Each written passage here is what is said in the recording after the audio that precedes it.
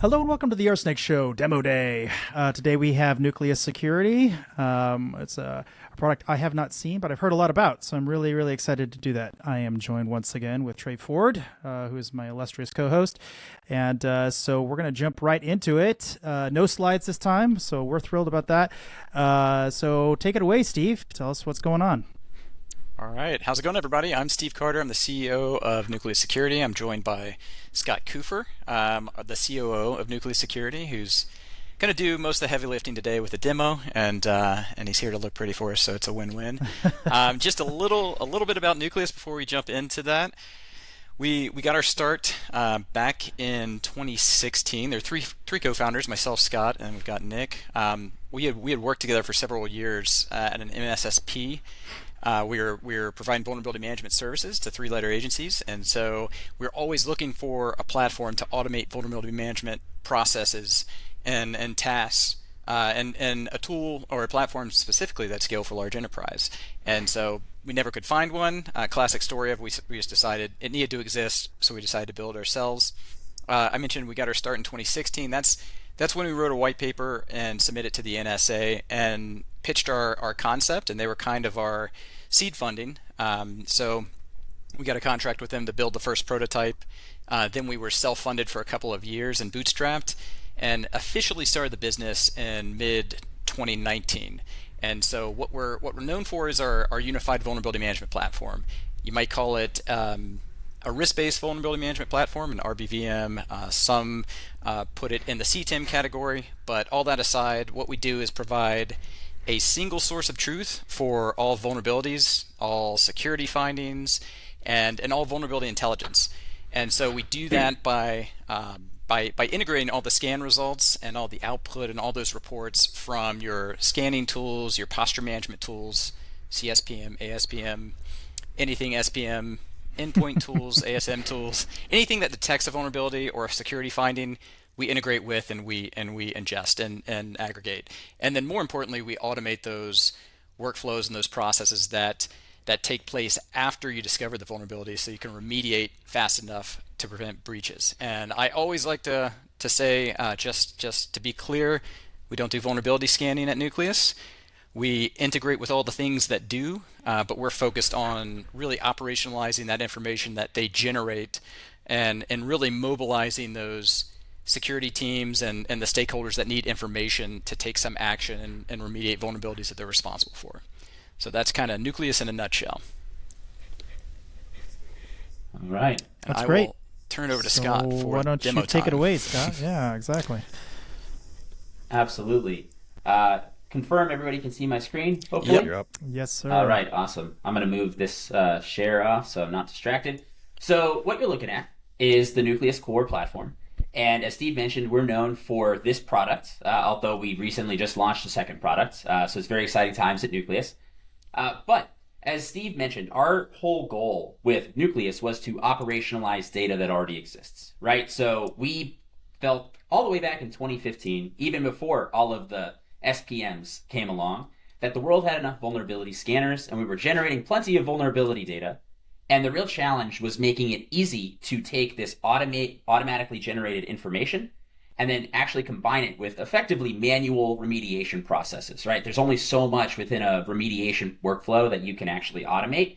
And so you need automation from the point of the source all the way up to where somebody actually clicks a button and does the remediation. We had to do that job ourselves. It was a horrible experience, and so we wanted to make that way better for everybody else. And so they wouldn't all want to quit their jobs and leave the vulnerability management space because we're very passionate about it. So with all that being said, what we're looking at is the core product operations dashboard. There's a whole lot going on here on the left-hand side and as well on the page, but I really want to draw your attention to a few things. The first is, this is your main jumping off and starting point as a vulnerability analyst, right? So an analyst every day, their job is to come in, triage vulnerabilities, report on them, deliver status to higher ups, communicate remediation actions and remediation steps. So this is really that central console for a vulnerability analyst to do their job. That being said, we have a whole bunch of other types of users that use Nucleus as well, which I'll get into later. But the core use case for Nucleus was originally just how do we automate away a vulnerability analyst's job. Now, in the old days, that was just, hey, what are all of our high-risk vulnerabilities? How many CVEs do we have? Things like that. But then risk-based vulnerability management came along. So we started to also build risk-based prioritization into the platform. You can see some summary information about all the different data sources. You can see SLA information and SLA metrics. You'll notice that there's assets and vulnerabilities and risk comes up frequently and as a pattern here inside of Nucleus. So you'll see that a lot going forward. But this is really your main central point. And from clicking here, you're only 1 or 2 clicks away from any vulnerability workflow. So imagine like marking false positives, checking if we have endpoint detection on all of our assets. Are we scanning everything? All those types of questions are really easy to access here. Now, the first thing that we do before anything else is, unfortunately for us, to do vulnerability management really well, you have to solve some amounts of asset inventory and asset management also. So we were really hyped up, we're really excited in the early days. We said, let's go solve some VM workflows. And then we uploaded our very first Tenable scan, and we're like, why are there duplicate findings? And immediately we realized that tools have a very hard time detecting assets themselves, even within their own data sources. So you would expect, that these tools are context aware of themselves, but it's a really challenging problem, right? You've got agent-based scanning, network-based scanning, and oftentimes these tools are designed to generate data, not to make it really usable. And so that's where we had to spend the first good chunk of Nucleus's development efforts on actually doing deduplicated asset inventories. So the first step of Nucleus is we integrate and pull in all of the data from all these different sources. And then the next immediate step is, well, what are all of my assets? And so this page here, we like to think is actually relatively unique because it's a normalized view of all your assets. You'll notice we categorize them based on the types of information and the types of assets that they are. And you can see that we're also seeing them across different tools, right? So some tools, for example, you have container images that's being seen with Orca and Sneak. And so deduplication is going to become a theme here, and clean data and mobilizing is something you'll hear a lot today as well. You'll notice compliance findings as well as vulnerability findings. But the idea is that we're actually giving you a clean list of all of your assets. And then when you click into that particular asset, you can see all of the information associated with it, right? Trends of vulnerabilities, risk attributes, a whole bunch of stuff that you can leverage in your VM workflows. But most importantly is actually this concept that we call additional metadata. So additional metadata is the ability to have a flexible set of custom attributes that get pulled in and are built on top of the core asset model in Nucleus. So to us, an asset is just an object that can have vulnerabilities associated with it. And all of this metadata is really the key to starting to automate a VM program at scale, because that is how you know, well, hey, this asset is owned by this team. Maybe you need to integrate with ServiceNow and Jira and all these different tools. So you need a single system, not just for the assets, but also for the metadata on those assets, right? So this allows us to do some really interesting things, like maybe you have a CrowdStrike endpoint agent on an AWS asset. You've got Tenable scanning that asset as well. Maybe you've got another set of tools like a CSPM tool that's assessing that asset. And even if the assets don't look the same across these different systems, because they're all the same AWS VM, we can actually pull out AWS ARN information and combine it all together to give you some really cool and hopefully automated ways of doing asset deduplication. So that's kind of the first main concept in Nucleus, is the assets themselves. Now, assets are well. Go ahead, Trey. Let me interrupt real quick, Scott. First, thank you. I love starting with asset inventory. I think it's absolutely critical in the diligence universe. Most organizations talked a lot about, here's how we're managing, here's where our EDR coverage is, it's 100%, we have vulnerability, it's 100%. They never had the denominator, they never have asset inventory. Can you talk for just another minute? In this view, you showed the sources where they were invoking, where we identified this asset. Can you talk a little more about where else you go and explore and inventory assets from? Yep, absolutely. It's a great question. So the asset inventory is really built on 3 kind of main concepts, right? The first is you have our basic integrated, you give us asset inventory information itself, right? So this would be like a CMDB or an agent scans or something along those lines. And that's option number 1. Now, where the real magic of this happens, in my opinion, is actually that we're pulling the asset inventory out of all of the other data that you give Nucleus.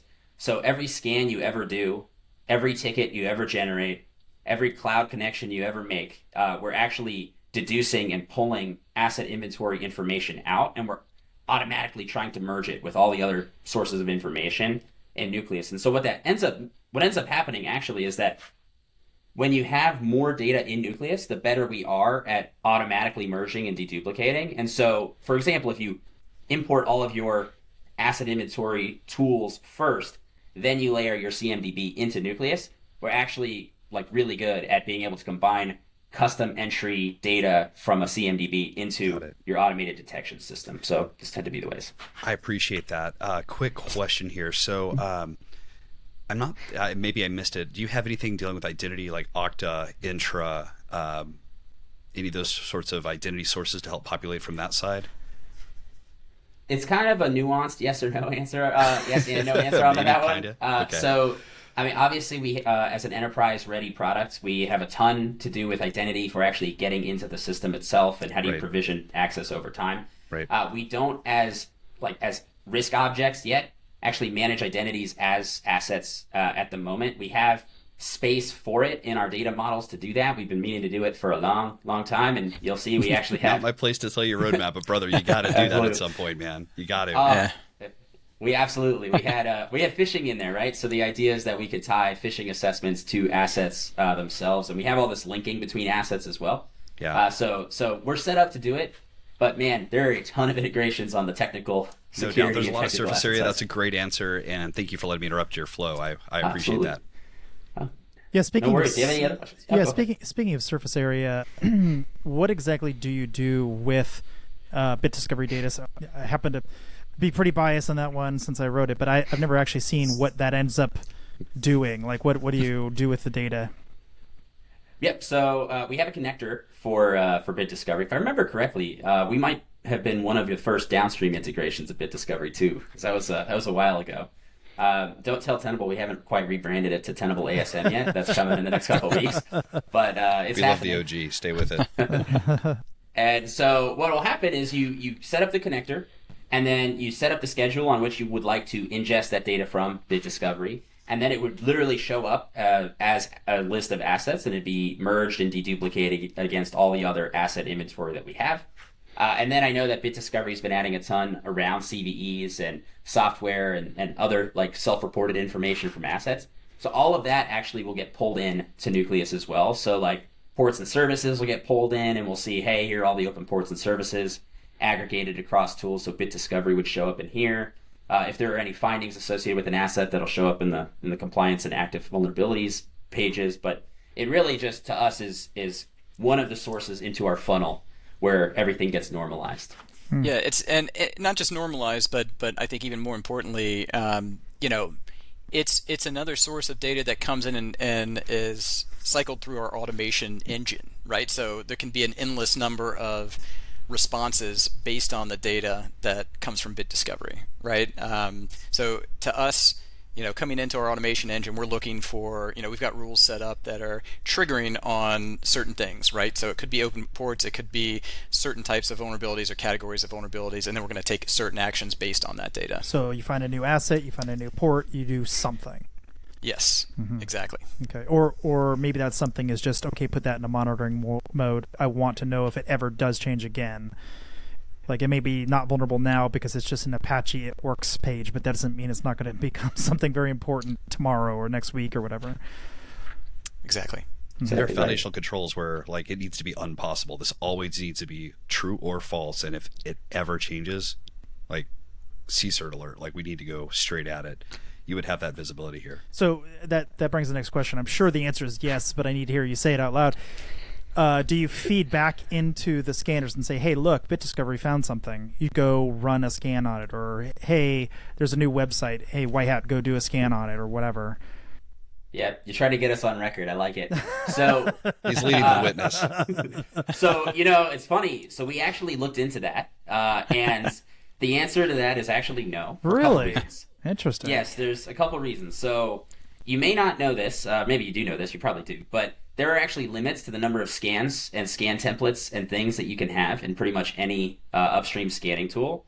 And so there was this question on, well, do we have a button that says rescan, like a rescan button? And it's generally actually in a large enterprise, different teams that are doing the scanning versus the actual like looking at the data. And so what was happening is that when we started doing that, we were causing, I'm trying to think of a nice way to say consternation inside of organizations. And the value that we were actually driving back into the scanners, we determined actually wasn't as great as we thought it would be when we were first trying it. So most organizations actually leverage Nucleus as the source of truth, where folks will go in and manage all the states and statuses of the vulnerabilities themselves. And so the main value was, okay, well, we have a rescan button, right? And so in that scenario, it's just as easy to go have somebody go just trigger a rescan on a particular thing and manage it, because, we got to the point where, there's 15,000 scan templates inside of Tenable, and Tenable's console is not built to manage 15,000 scan templates. And so the actual overhead of managing that, like I say upstream and downstream at the same time, for most of our customers really was just, it was unmanageable for them. And so we actually ended up killing that part of the platform, just because it ended up not being worth the squeeze for most folks, because they'd try it immediately and they would get blocked on the feedback loop. Just in a single scanner. Is it blocked because they're messing up and they're telling you something that isn't what they actually want, or are they blocked because they ran out of slots to scan and they just run out of money? I have X thousand IPs I can scan per unit time, and I've now used that. Like, was it a template issue? Was it something stupid? It happens fast. Yeah. Mm-hmm. So when you have you're dumping all of this into an automation system, right? So they would say, hey, if a vulnerability meets this criteria, then go rescan, right? Hey, somebody marks it as an exception request. We have 5,000 daily active users in like single customers, right? And so if you set up an automation to do that, you have 3,000 people on a day that say, hey, let's go mark something as a false positive. Boom, let's go trigger 3,000 scans in the upstream system. And it was starting to take systems down. It was outside of change windows. And This is their problem, not your problem. This is the scanner companies not being able to handle the sudden burst in new scan activity that they weren't anticipating for in their budget. Correct. And so it was a lot simpler for most of our customers to adopt the model where Nucleus becomes the source of truth. They insert us in between the scanner and the vulnerability analyst, and then we work mostly downstream in the ticketing systems, the SIMs, the patch remediation tools, things like that, rather than creating a feedback loop. So the feedback loops all lead to Nucleus instead of Nucleus creating additional feedback loops upstream. So if this is the source of truth and the point of visibility, take this view and let's flip it on its head. So I have this list of assets. I'm aware of these assets. Mm-hmm. I'm blind to these assets. These assets are not being scanned for application security scanning. They're not being scanned for endpoint. They have no endpoint coverage. Like what types of deficiency visibility do you have? I'm sure you've got this in spades. Yep, we do. So it all boils up roughly to the scan coverage idea, right? So we effectively pull it up, and we actually used to have never scanned, but apparently our demo environments are getting all scanned now. So that's cool. But so you'll see, like, for example, that there's assets down here that you've never scanned or never even attempted to scan them. We just imported from wherever. And so now we know that, hey, we could go look for source, like by source, right? So for example, I wanted to say, show me all my assets that don't have CrowdStrike on them, right? So I'm going to use CrowdStrike. I'm going to pick on them just because they made everybody's lives hard for a while, right? So you can go in and say, show me all of my assets that do have CrowdStrike, and then also the ones that don't. And so you can start to build queries to ask any question that you want.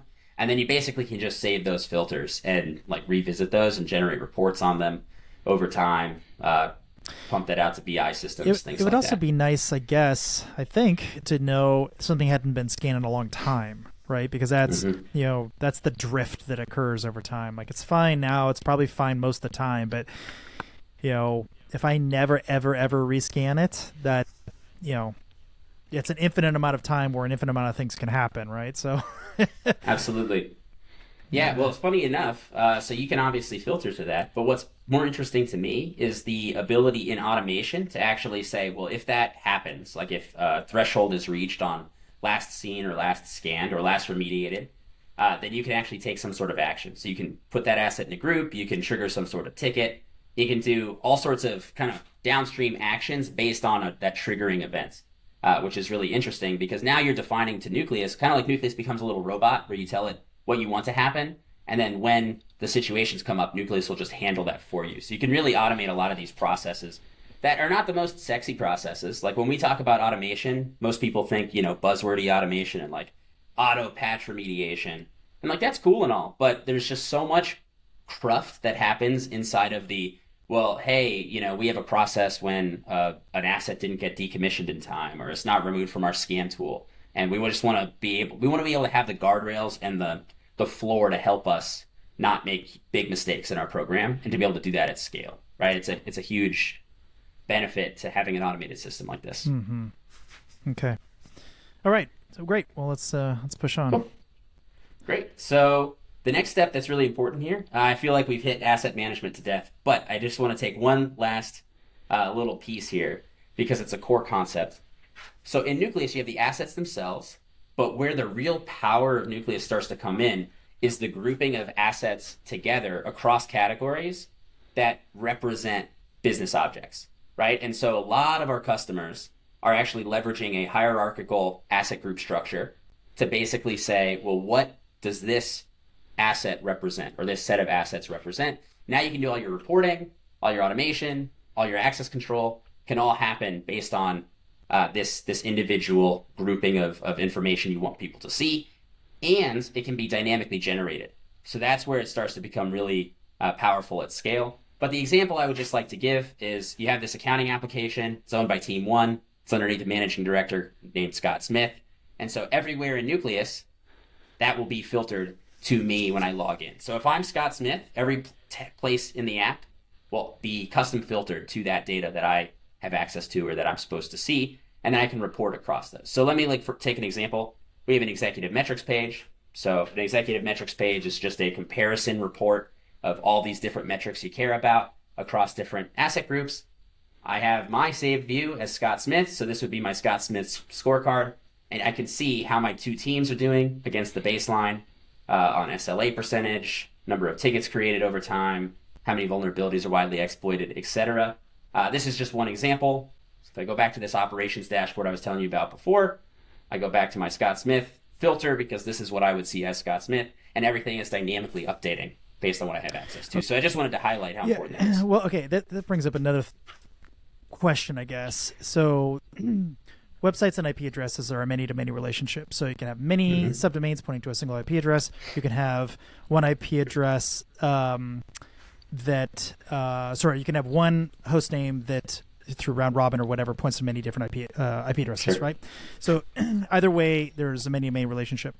So network vulnerabilities tend to always be the same on any given IP address, but web app vulnerabilities are a mess, right? You might always be hitting the same virtual host. You also may totally not. Also, if you're hitting it from the host name perspective, your infrastructure could change over time. We found this to be true when Fortune 500 was using some IPv6 and some IPv4, and the IPv6 acted totally different than the IPv4. And typical tools would not do a good job of showing that. But more importantly, you get a deduping problem, like which things need to be deduped and which ones truly are separate. You can be running two different WordPress instances on the same IP address.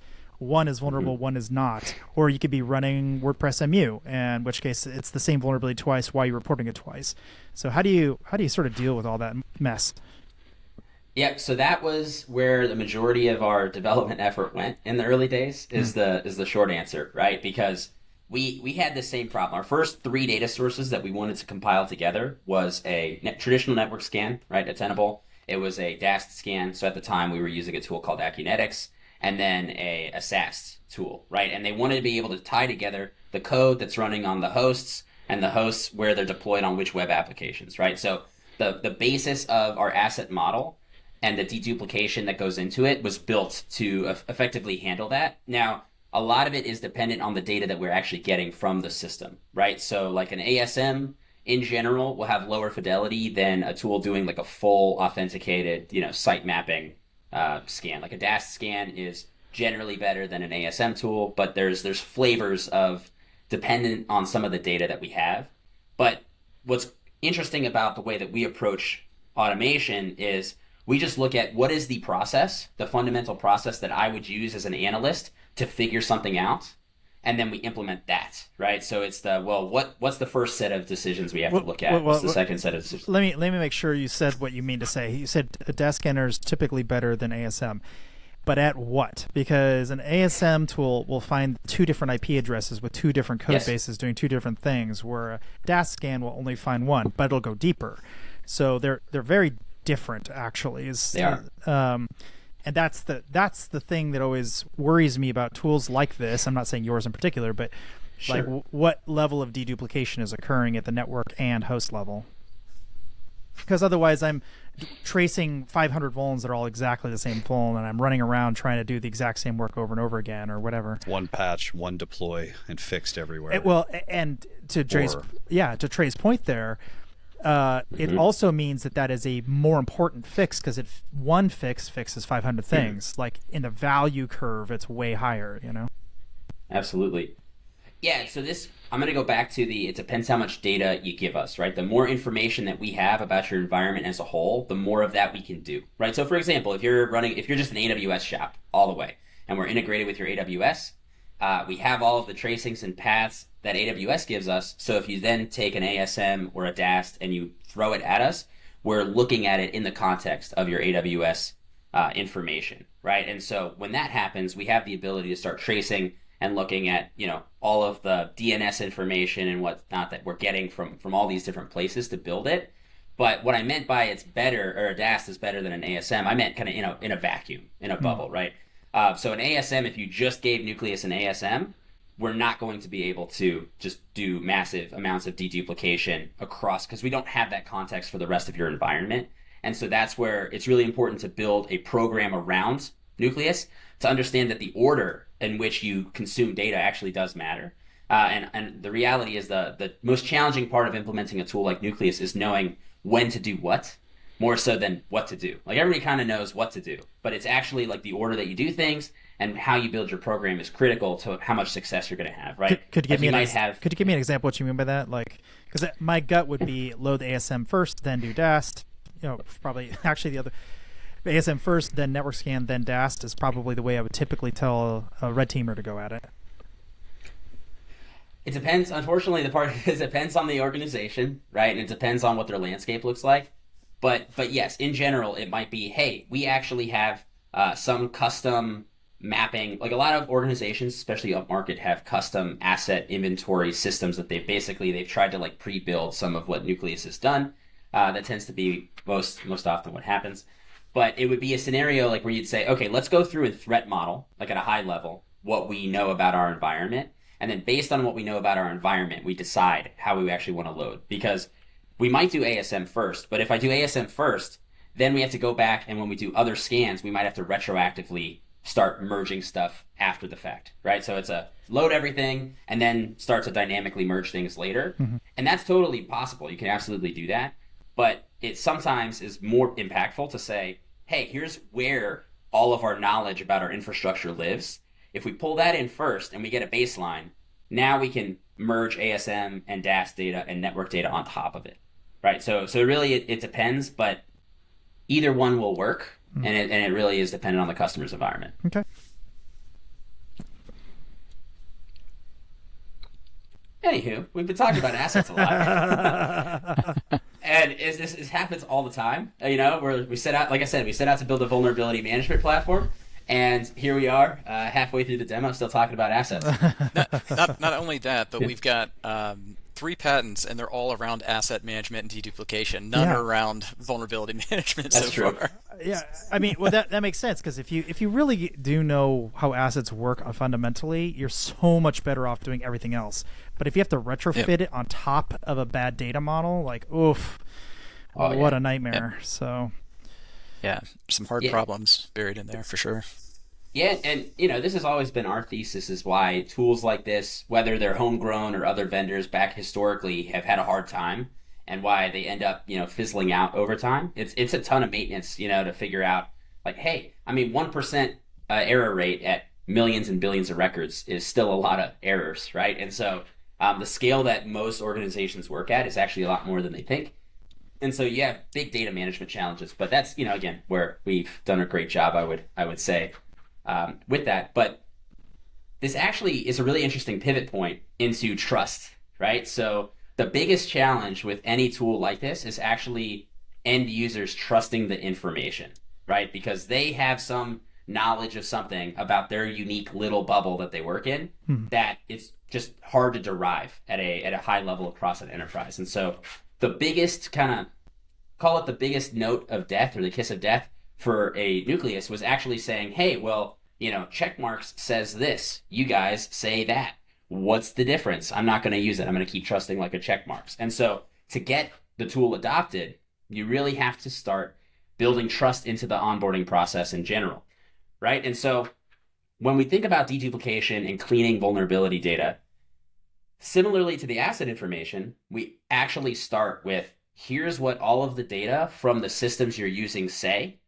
And we have a view for that where you can manage and do all the workflows.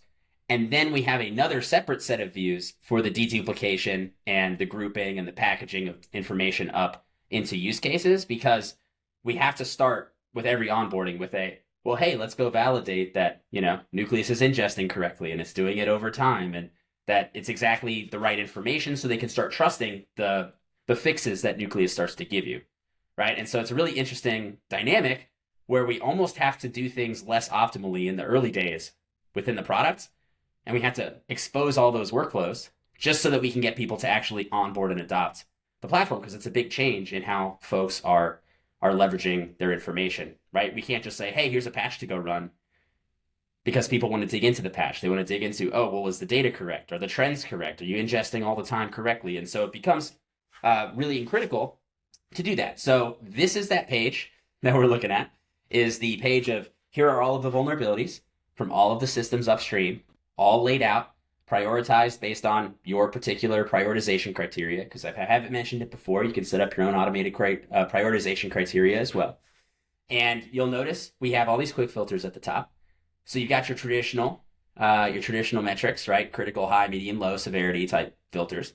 But something that's interesting about Nucleus is we actually provide an enrichment layer in Nucleus out of the box, right? So it's not just a risk score that you get in Nucleus. It's actually the attributes that make up that risk score are available to you inside of the platform. And so the second row are all of your threat intelligence informed data as well. So you can go in and say, hey, show me all of my vulnerabilities that are currently being exploited by malware in the wild. And then obviously that can be combined with things like your attack surface. And then you can, of course, we've done a really good job of remediating that. So we have not gotten there, but let's say, Scott Smith here has malware being used on the vulnerabilities that he owns. And so you can really quickly and dynamically get to the information that matters to your organization. So when you think about your process, you can align around, hey, well, we don't want any easily exploitable vulnerabilities on our public facing infrastructure for every team. You can just say, that's our process, that's our policy. And you save all those views in Nucleus, and then you're off to the races, and every team has their own custom view based on the information prioritized exactly the way that they need. So it's all about sharing information to the right folks at the right time and the right part. And to be clear, what you mean by that is I'm the networking team. Obviously, I don't care about web vulns or vice versa or whatever.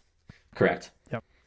Exactly. So we have all the data, but then once you have all the data, you have to clean it up, and then you have to start filtering it and delivering just exactly the right information to the right team. So all of vulnerabilities can be assigned inside of Nucleus. We have the concept of teams as well that can get pulled in from external places. So we can actually piggyback off of like a ServiceNow or something along those lines, or a Jira. And, we've even integrated with like Workday, for example, to be able to pull in team information, and then notice the assigned to me, assigned to my team. So when I log in, I am only looking at vulnerabilities that were assigned specifically to me or to my team, and I can build my workflow around that. This is great. Wow.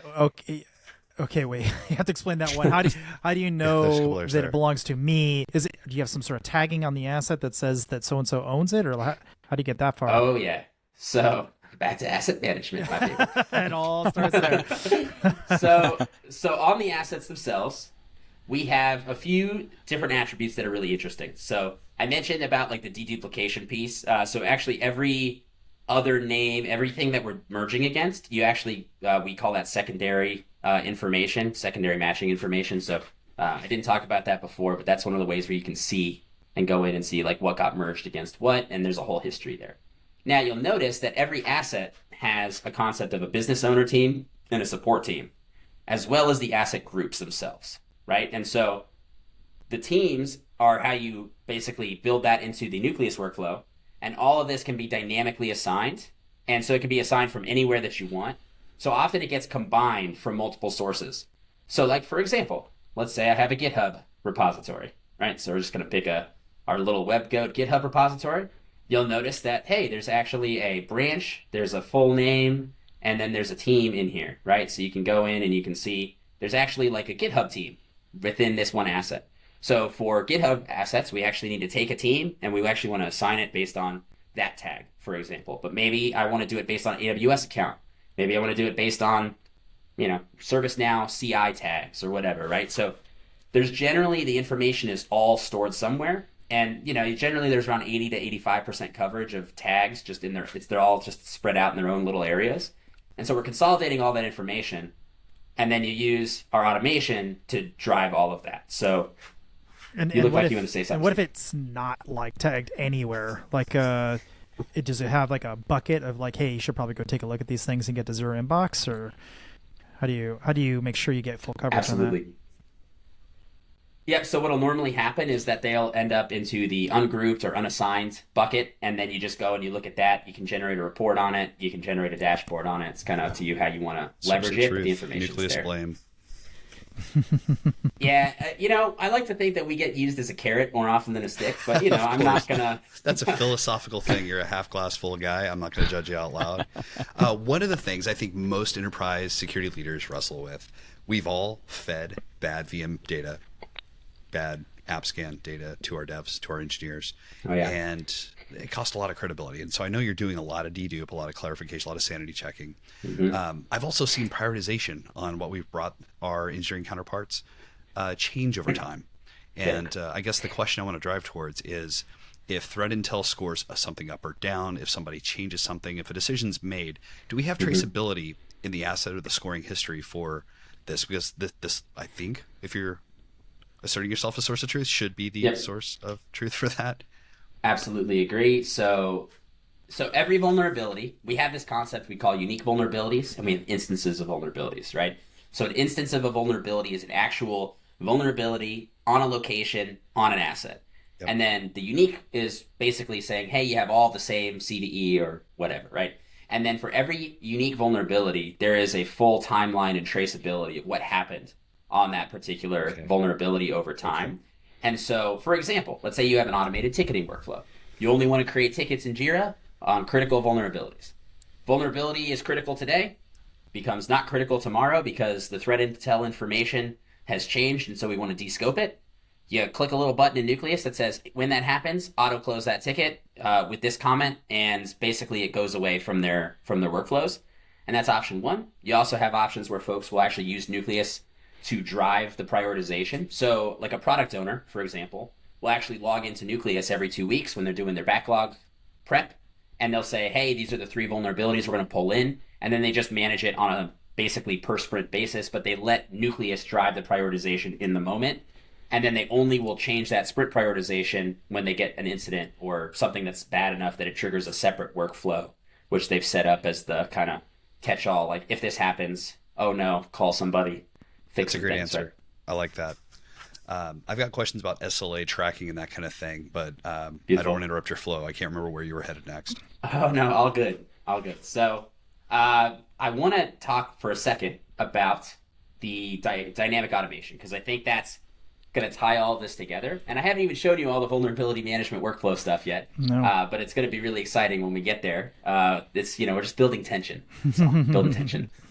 So the power of a tool like Nucleus, though, is not just that all the data is in one spot, it's that you can operate and make changes to the data in real time as stuff happens, right? I think about like a factory that has like, something happens over here, needs to go feedback into another part of the platform and do things. So there's consistent feedback loops coming into Nucleus all the time. So every action that a user takes in the platform feeds back into the normalized data feed, which can trigger new automations, which can basically drive momentum throughout the process.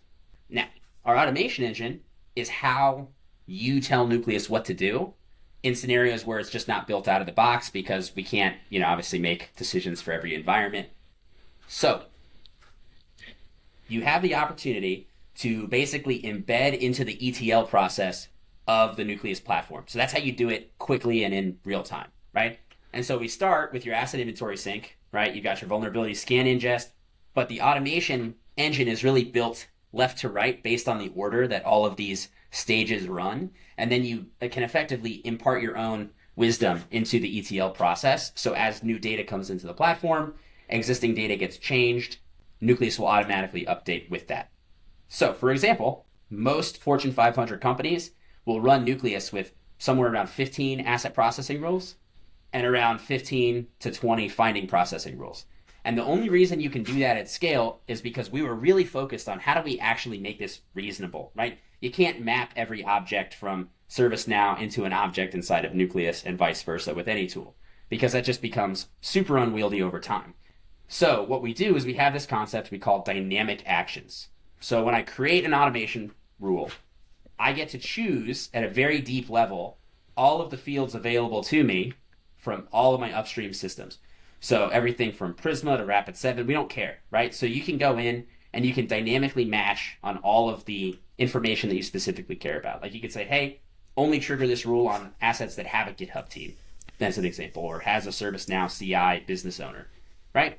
And then the actions are where you can go in and make these different realities possible, but doing it at scale. And so the way you do that at scale is actually using something we call dynamic fields. So dynamic field is where you're able to define objects from one part of the platform and then inject them somewhere else. So the most simple example here would be that I've created a team mapping from GitHub. And so all of the owners of GitHub are going to automatically be owners of those same assets inside of Nucleus. Very simple example, but you can do that as complex as you'd like.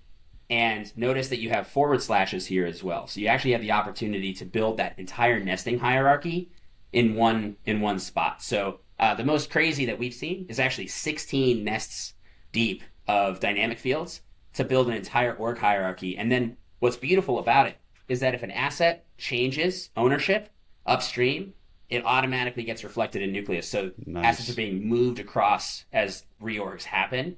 And then what'll happen is once that occurs, then you have your same set of logic for finding processing rules. So you create one that says, hey, automatically, if it's an OS layer vulnerability, on the Windows server, that Windows server is owned by patch team 1, but then tomorrow it gets moved to patch team 2, different OS team, automatically reassign the vulnerabilities, automatically retrigger the tickets, close the tickets in the other team's workflow, bump them up in the new team's workflow, and it all just happens, right? So you set it up one time, and this thing just dynamically runs for you. So you're really getting to customize the workflows, not the actions themselves over time. And it makes it much easier to scale, I would say. That's great. Data hygiene is extremely difficult on that side of the game as well. It's bad enough on the VM side, but the administrivia burns a lot of human power, so that's great. It really does. And whenever people ask me about automation, I'm always like, oh yeah, we automate. And they're like, oh, so you do patching, right? It's like, yeah, but I'm actually more excited about the fact that I don't have to waste time running down who owns what asset anymore. And then all of the work that goes along with the vulnerability record updates. Love it. Oh yeah. We've got about 10 minutes left, and I'm itching to ask the question about SLAs. Sure.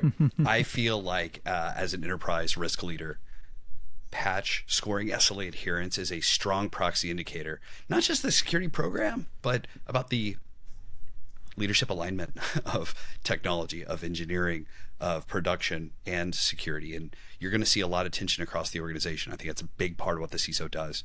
Tell me how you help us tell the story about adhering to SLAs and maintaining alignment to corporate expectations.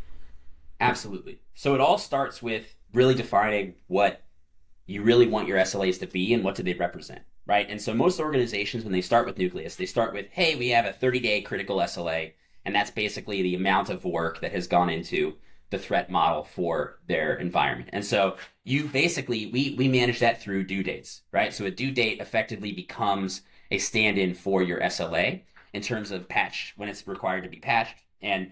But the beauty of it is that with Nucleus, the fact that you have threat intelligence, the fact that you have asset inventory information, and the fact that you have the vulnerability information itself, you can be a lot more precise with how you do your SLAs. And so generally what ends up happening is folks start with one methodology for how they do SLA adherence, and then they end up adopting a much more precise version of it. So they might say, hey, a vulnerability that's currently being exploited in the wild leads to remote code execution on a publicly facing asset that's business critical. That one, we want an SLA of 3 days. And then for everything else, we're going to do an SLA of 30 days. And then because we want them all captured in our standard patch Tuesday, then we only want to trigger against, SLA's adherence incorrectly when it doesn't meet the criteria. So the way in Nucleus we actually track that is you set your due dates, and you'd set that up in the finding processing rules like I was showing you before. And then in the actual data itself, you have the ability to search across who and what are meeting SLAs, what has not. You have the ability to say, hey, of all vulnerabilities that have been resolved over the last X period of time, what has been the SLA adherence for that particular set of users? So in this case, we're looking at our average total vulnerability lifetime in SLA adherence for a particular set of users. And again, all of this is filtered for a user based on their access that they have. So it can be seen at the very deep level for each individual user. Up? Yep. Okay, that's findings counts. All right, so I'm going to be offensive for a second. I apologize if I'm Go for throwing it. an elbow. As CISO, talking to the ELT or the board doesn't care about the total number of deficiencies. Absolutely. I mean, defects are defects are defects. What I care about is hygiene. Most people floss the night before they see the dentist, and it's pretty easy to tell when your gums bleed, right? Absolutely. What we're talking about is a hygienic level of ownership and responsibility. For sure. Like, is there a SLA deviation or trend against SLA expectation over time vantage point? There is. It looks like I didn't enable it for this demo because I'm a dummy. But so this is your point in time SLA for it today. On the trends page, there's supposed to be a trend for SLA adherence over time, which again filtered down. So that's the widget that's missing. I don't know if we I'm can asking edit for that the in crayons post. when you're giving me like the rocket science, and I'm really sorry for that, but I'm a crayon guy, okay. man. No, it's all good. It's all good. I need to feel embarrassed occasionally. That wasn't my intent. I appreciate your grace there. But absolutely, right? That's a core reporting outcome for the majority of our customers. Yeah, I think one thing that would get my population excited is like, look, I need a screenshot that tells this story simply. I need it for assets, for patching and endpoint management configurations. I need one for my production fleets by fleet. I need to slice this up in a handful of ways, not just to embarrass, Acme because the Roadrunner and Wiley County are not patching their stuff or fixing their stuff, but more so to tell the story of like, look, we've got this problem and it's a business problem. We've got a legacy issue here. We can't support the software. We don't have dev population to manage this. We got these other business dynamics. I want to bring a business conversation back to what's being presented, and that only happens at the Crayola tier. Absolutely does. Yeah, I've got another question. This is the question I ask everybody. What about this do you think is, if you were going to put a money-back warranty in place, what about this do you feel you could warranty? It's like guaranteed to work exactly the way it's advertised. You'd give people their money back if it didn't do the thing. You've been talking to Jeremiah a lot, haven't you, Robert? Well, he happens to be a good friend, a business partner. Just a little friend. But I asked this of everyone, not of you. Absolutely. Everyone gets the same question. And the reason why is because I think that it's high time we start getting in alignment with our own customers. And so what do you think? Absolutely.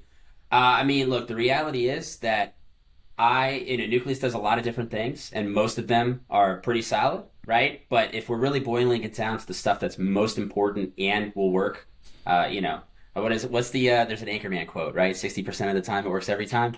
No, I'm just kidding. But no, the stuff that we would be comfortable with the warrantying, I think really it's around the asset inventory and asset management stuff. Mm-hmm. It's the automation and the dynamic automation specifically about being able to take that metadata and apply it to other parts of the platform.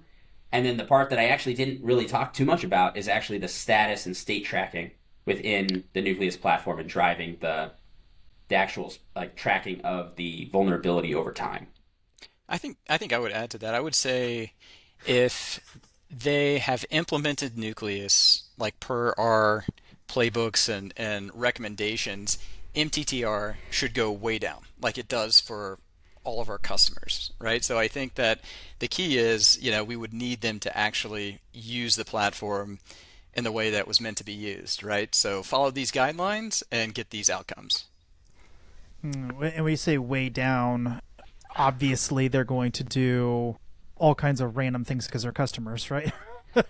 Sure. Yeah. What do you have a standard playbook that you hand them when you're installing it, or do you have like rules or dashboards or whatever that specifically point to that critical metric? And here's how to get it down, or here's the, like that's the WordPress MU thing. If you click this couple of buttons on WordPress, bam, you're like all this stuff goes away, and you could get this 50 vulnerabilities cleared up today kind of deal. Like what's the remediation path? So the remediation path itself is actually around, hey, ingest data in this order, this way, and focus on these types of things because, we're really trying to get folks, I think, use the term Crayola, right? And it turns out that if you just implement some of the Crayola stuff correctly and you just stick to it, it's going to make a big difference, right? It's a little bit of probably not a fair, quite a fair metaphor, but it's sort of like the everybody knows how to get in shape. Like you just got to actually make it happen type of stuff. But like what we see is anywhere from 50 to 90% decrease in MTTR rates when folks actually start just doing vulnerability management correctly. Because what ends up happening is the data that we've seen is that we say, hey, let's scope down your program. Scope it to just criticals. And actually not just criticals. We're going to go to like the super criticals that keep you up at night. And then when you build that muscle, other stuff starts to just magically happen because people start to get motivated. It builds momentum. And it's not just like people are just overwhelmed with the amount of stuff to do. And so if you really say, hey, this is what you have to worry about, it's these 5 vulnerabilities per team. Anybody can do 5 vulnerabilities per team, right? Like you start to really make it seem achievable in bite-sized chunks and you filter all the data out correctly. And then you start to build and expand the scope over time. It's game changing for folks, right? It becomes something they can't live without at that point. And you're on mute, Steve. Am I still on mute? No, you're good now. Okay, yeah. Yeah, we didn't get too much into the threat intelligence or that we've got kind of a separate product for that's integrated with what you're looking at. But yeah, a big part of what we do is actually deprioritize, right? Because customers, prospects find us and when they find us, they're actually spending a whole lot of time patching and remediating things that will never be exploited, right? They're spending so much time on that. We're able to kind of whittle all of that down to really what matters. And it's only, it's debatable, but it's somewhere between 5 and 10% of vulnerabilities that you should actually be focused on that will ever be exploited. So by really shining a light on those, and then by showing you what you care about as the owner of these vulnerabilities or the person responsible for fixing them, it's a much smaller manageable number of vulnerabilities and a much smaller amount of work. And I think that's kind of why we have some of the success we have, is that we really shrink it down and scope to what matters. And the scanning tools just don't do that, right? They don't, they're not able to do that. Mm-hmm. Interesting. At least not consistently. Like some of them better than others, right? But you can start with like, all the sources of vulnerability. ASM tools are a good example, right? Don't generally do a lot of enrichment with intelligence. Some do a little bit, but generally not too much. But we ingest data from lots of different sources that are pretty inconsistent there. So with that threat intel overlay, we're able to consistently shrink it down to what matters. Well, we only have a couple minutes left here, guys. Is there anything really important you want to talk about with regard to the roadmap or stuff that's coming up that's possibly very interesting to customers? Sure. Yeah, I think that we've really reached the point with Nucleus where we have the foundation built, right? And that's a really exciting time when it comes to product development, because we've been having to, build for scale, build for, asset inventory, build for vulnerability deduplication, build for all these things at the base platform layer. And a lot of them you can't do in parallel. You have to do them sequentially, right? You can't build automation until you have a concept of a vulnerability. You can't have a vulnerability until you have an asset, right? And so we passed that point where we can start making the jobs of vulnerability teams in general way easier. And so we're starting to shift our focus from, okay, how do we make this platform really like an enterprise platform, to, well, now let's focus on how do we package information in the right way to be really exciting? How do we integrate with the vulnerability intelligence data that we have and bring it more into the platform so that you can potentially start predicting vulnerabilities on the assets in between scans, right? Because the average scan cadence is around 1 week to 1 month, depending on who you're working with. And so being able to say, hey, you might have a vulnerability on this. We're not going to confirm it because we're not a scanner, but before you ingest the next set of scans or before you do a scan again, let's build some additional intelligence around your environment. We're doing things like we pull in pen test results, so be getting that deeper and more integrated into the workflows and things like that. So it's really an exciting time in general, and our roadmap is very ambitious, I would say. But Great. Just a couple little nuggets there for you. And you didn't say AI, Scott. Come on. Come on. I don't think I think it's the first time I've heard those letters. That's awesome. Okay, great. Well, how do people find you guys and find your company and all that good stuff?